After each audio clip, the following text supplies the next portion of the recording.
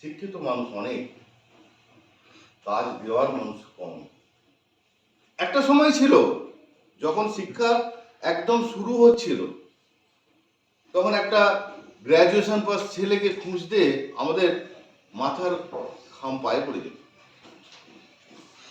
কিন্তু বর্তমানে শিক্ষিত সংখ্যা বেড়ে গেছে, গ্র্যাজুয়েট পাসের সংখ্যা বেড়ে গেছে, কিন্তু কাজ করার জায়গাটা কমে গেছে।